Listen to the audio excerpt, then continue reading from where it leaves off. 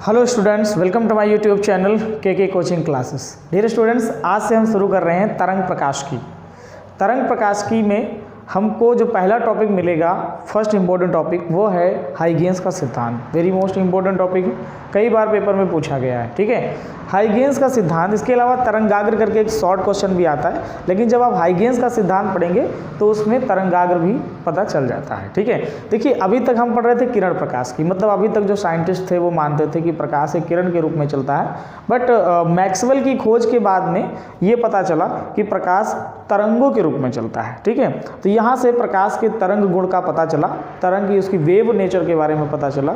और उस wave nature के बारे में जब पता चला तो लोगों ने पूछा, साइंटिस्टों ने आपस में सलाह की, आखिरकार ये चलता कैसे है, वेव के रूप में चलता तो कैसे चलता है। तो उसी के पर्पज में सबसे पहला जो प्रिंसिपल प्रदर्शित किया था, जो दिया था, वो हाइगेन्स ने दिया था। हाइगेन्स ने क्या कहा था? हाइगेन्स ने कहा था कि देखो, प्रकाश जो है एक अनुदैर्ध्य तरंगों के रूप में चलता है। वैसे प्रकाश अनुप्रस्थ तरंगों के रूप में चलता है, अनुदैर्ध्य तरंगों के रूप में नहीं चलता है। लेकिन हाइगेन्स का कहना था कि प्रकाश अनुदैर्ध्य तरंगों के रूप में चलता है, और अनुदैर्ध्य तरंगों को चलने के लिए एक माध्यम चाहिए। ठीक है, माध्यम चाहिए, और वो माध्यम ईथर है। ईथर ये वाला नहीं, उन्होंने ईथर एक काल्पनिक माध्यम की मतलब कल्पना की थी कि ईथर नाम का कोई माध्यम है जो कि हर वस्तु में प्रवेश कर सकता है, और वहाँ मतलब भारहीन होता है, उसमें कोई भी वेट नहीं होता है, और वो प्रत्येक वस्तु में प्रवेश कर सकता है, और पूरे ब्रह्मांड में ईथर नाम का ये माध्यम मौजूद है। ठीक है, ऐसा उन्होंने कहा था। लेकिन बाद में माइकलसन और मोर्ले ने जब प्रैक्टिकल किया तो उनको पता चला कि ऐसा कोई भी ईथर नाम का, मतलब कोई भी ऐसा जो माध्यम है, जो मीडियम है, वो एग्जिस्ट नहीं करता है। ठीक है, यही चीज़ बाद में इसी वजह से बाद में हाइगेन्स का जो सिद्धांत था वो फेल हो गया था। उसके बाद में हाइगेन्स ने अपने सिद्धांत में थोड़े और जो है चेंजेस किए, और चेंजेस करने के बाद में उन्होंने जो है अपना एक नियम दूसरा प्रस्तुत किया, जिसको कहा जाता है हाइगेन्स का द्वितीयक तरंगिका का सिद्धांत। तो हम यहाँ पर जो सीखने वाले हैं वो सीखने वाले हैं हाइगेन्स का द्वितीयक तरंगिका का सिद्धांत। ठीक है, तो चलिए सीखते हैं क्या होता है ये। देखिए यहाँ पर मैंने लिख दिया है हाइगेन्स का सिद्धांत। हाइगेन्स का सिद्धांत पूछे या हाइगेन्स का द्वितीयक तरंगिका का सिद्धांत पूछे, बात एक ही है। ठीक है, तो यहाँ पर देखिए इन्होंने अपने सिद्धांत में क्या बताया। पहली बार इन्होंने क्या कहा कि देखो, बात यह है कि जैसे कोई भी सोर्स है, उस सोर्स से जब लाइट निकलती है, उस सोर्स से यानी कि उस स्रोत से जब लाइट निकलती है, तो उस स्रोत यानी कि उस सोर्स, जो लाइट का सोर्स है, जो लाइट का स्रोत है, उसके चारों ओर जो भी मीडियम उपस्थित है, जो भी माध्यम उपस्थित है, उस माध्यम के सभी कण कंपन करने लगते हैं, हिलने लगते हैं। ठीक है, कंपन करने लगते हैं। और क्या बताया कि किसी कोई भी उस माध्यम में वहाँ पृष्ठ, उस माध्यम में ऐसा पृष्ठ जिस पर स्थित सभी कण समान कला में, एक ही कला में, एक ही कोण पर, एक ही एंगल पर कंपन कर रहे हों, उस हम पृष्ठ को कहते हैं तरंगाग्र। उस पृष्ठ को क्या कहते हैं? तरंगाग्र कहते हैं। अंग्रेजी में हम कह सकते हैं वेव फ्रंट। ठीक है, तो उन्होंने क्या कहा, वेव फ्रंट क्या होता है? ऐसा फ्रंट होता है, एक ऐसा पृष्ठ होता है, सरफेस होता है, जहाँ पर स्थित माध्यम के सभी कण एक ही कला में कंपन करें, एक ही कला में, समान कला में कंपन करते हैं, उसको हम तरंगाग्र कहते हैं। ठीक है, तो यहाँ पर देख सकते हैं, मैंने लिख भी दिया है कि जब किसी माध्यम में स्थित प्रकाश स्रोत से तरंगे निकलती हैं तो माध्यम के कण कंपन करने लगते हैं। ऐसा पृष्ठ जिस पर स्थित सभी कण समान कला में कंपन करते हैं तरंगाग्र कहलाता है।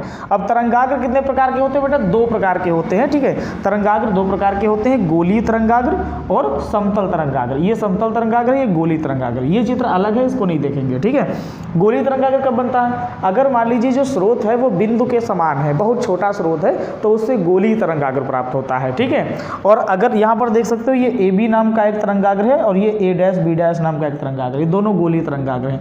धीरे धीरे हम अगर दूर बढ़ते जाएं और दूर चले जाएं तो बहुत दूर जाने पर यही गोलीय तरंगाग्र समतल तरंगाग्र हो जाता है। तो समतल तरंगाग्र प्राप्त होता है कब? जब स्रोत बहुत दूर हो, स्रोत बहुत दूर स्थित हो, तो जो तरंगाग्र होता है वो समतल हो जाता है। यहाँ पर देख सकते हैं, ये हमने दो समतल तरंगाग्र बना रखे हैं, एक है ए बी सी डी और एक है पी क्यू आर एस। ये दोनों समतल तरंगाग्र के चित्र हो जाते हैं।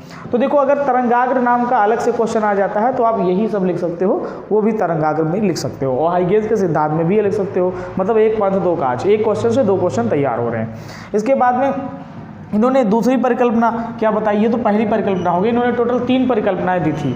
अब दूसरी परिकल्पना में इन्होंने क्या कहा कि तरंगाग्र पर स्थित प्रत्येक कण, ठीक है, तरंगाग्र पर स्थित प्रत्येक कण जब कंपन करने लगता है तो वो एक नए स्रोत की तरह कार्य करने लगता है। नए स्रोत का मतलब है कि उसमें से भी कुछ नई प्रकार की तरंगें निकलती हैं, वो चारों ओर प्रसारित होने लगती हैं, चारों ओर फैलने लगती हैं, ठीक है। और जो तरंगें फैलती हैं उन तरंगों को हम लोग कहते हैं द्वितीयक तरंगिकाएं। क्या कहते हैं? द्वितीयक तरंगिकाएं। और द्वितीयक तरंगिका का सिद्धांत इसीलिए कहा जाता है, हाइगेंस का द्वितीयक तरंगिका का सिद्धांत इसीलिए कहा जाता है क्योंकि हम द्वितीयक तरंगिकाओं का बात बताई गई, ठीक है। तो जो नए स्रोत कार्य करते हैं उन नए स्रोतों से जो है जो तरंगें निकलती हैं वो चारों ओर प्रसारित होने लगती हैं और उन तरंगों को हम कहते हैं द्वितीयक तरंगिकाएं। और द्वितीयक तरंगिकाएं भी उसी वेग से आगे बढ़ती हैं जिस वेग से मूल तरंग आई थी। देख सकते हो मैंने लिख दिया है कि तरंगाग्र पर स्थित प्रत्येक कण नए स्रोत का कार्य करने लगता है और उनसे नई तरंगें सभी दिशाओं में निकलने लगती हैं। इन्हें द्वितीयक तरंगिकाएं कहते हैं। इनकी चाल मूल तरंग की चाल के बराबर होती है। अब तीसरी परिकल्पना पे आते हैं। इन्होंने कहा कि अगर किसी क्षण उन द्वितीयक तरंगिकाओं को हम वृत्ताकार, उन द्वितीयक तरंगिकाओं के स्रोतों को, उन माध्यम के कणों को, माध्यम के कण को या स्रोत को, क्योंकि माध्यम के कण ही तो स्रोत का काम करते हैं, ठीक है।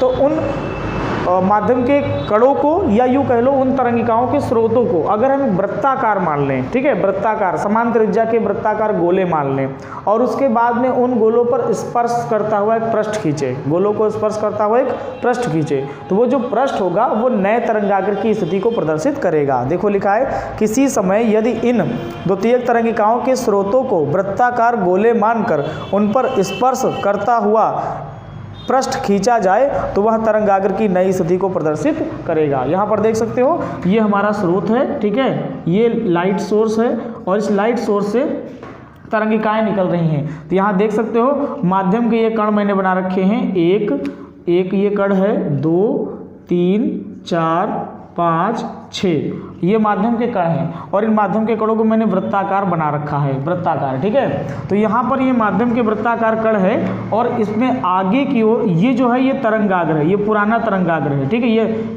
AB तरंगाग्र है। और जैसे ही मैंने वृत्ताकार मानकर इन पर एक स्पर्श रेखा खींची, स्पर्श पृष्ठ खींचा, स्पर्श करता हुआ पृष्ठ, इसको एनवालोप भी कहते हैं, ठीक है, एनवालोप खींचा, तो वो मान लिया हमने A', तो ये जो A', है ये तरंगाग्र की नई स्थिति है। एक तरंगाग्र हम A', पीछे भी बना सकते हैं, किंतु पीछे वाले तरंगाग्र की कोई वैल्यू नहीं होती है। मान्यता किसको दी जाती है? A', को, आगे वाले तरंगाग्र की, क्योंकि तरंगे सदैव कहाँ चलती हैं? आगे की ओर चलती हैं। इसलिए नया तरंगाग्र कौन हो जाएगा? A', पुराना तरंगाग्र AB और नया तरंगाग्र A', तो A', क्या है? नए तरंगाग्र की स्थिति को प्रदर्शित करता है, तरंगाग्र की नई स्थिति को प्रदर्शित करता है। आया समझ में? और यही तरंगाग्र जो बहुत दूर हो जाएगा तो ये समतल हो जाएगा। ये गोली तरंगाग्र को दिखाया गया है और यहाँ पर समतल तरंगाग्र को दिखाया गया है। तो उम्मीद करते हैं कि आपको हाइगेंस का सिद्धांत पूरी तरह समझ में आया होगा। अगर आपको ये नोट करना है तो आप स्क्रीनशॉट ले सकते हैं या फिर आप इसको नोट कर सकते हैं।